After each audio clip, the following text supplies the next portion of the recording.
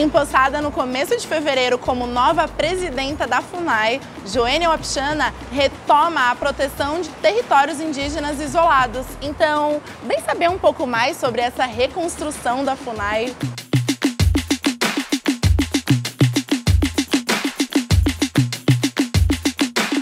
A advogada e ex-deputada federal Joênia Wapichana tomou posse oficialmente e se tornou presidenta da Fundação Nacional dos Povos Indígenas, a FUNAI.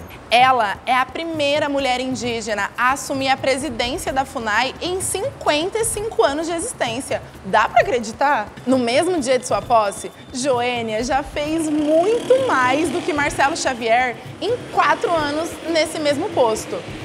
Marcelo Xavier foi o ex-presidente da FUNAI durante o governo Bolsonaro.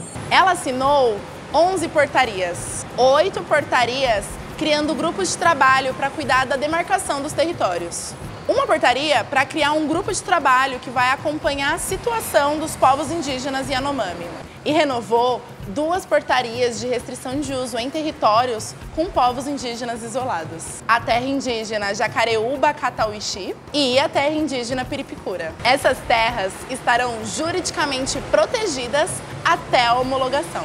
Essa última portaria, a de restrição de uso, tem um nome muito difícil, mas a sua função é muito simples. Essa portaria garante a proteção daquelas terras indígenas que ainda não foram homologadas. As ações de Joênia nessas primeiras semanas enquanto presidenta da FUNAI já indicam uma grande mudança na política indígena brasileira. É sempre importante a gente lembrar, para não esquecer, que os últimos 4 anos foram de um enorme retrocesso para os povos indígenas do Brasil e também para os seus territórios. Nesses últimos 4 anos, a FUNAI enfrentou uma onda de sucateamento e desestruturação, com a diminuição de recursos, paralisação de demarcações e articulações comandadas por militares e gestores. Mas esses gestores sem experiência para políticas públicas voltadas para os povos indígenas. No caso das terras indígenas, com a presença de povos isolados ou então de recente contato,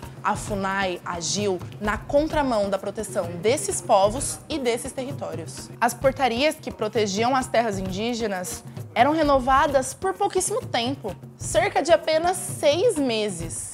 Isso gerou muita instabilidade e incentivou os grileiros a continuarem invadindo esses territórios. E se liga, 6 meses é um período tão curto que nem a retirada dos invasores é possível dentro desse espaço de tempo. Gente, a terra indígena Jacareúba estava com a proteção vencida há mais de 1 ano e virou terreno de exploração ilegal de madeira. A terra indígena Piripicura está com 22% do seu território sobreposto com a presença de imóveis rurais.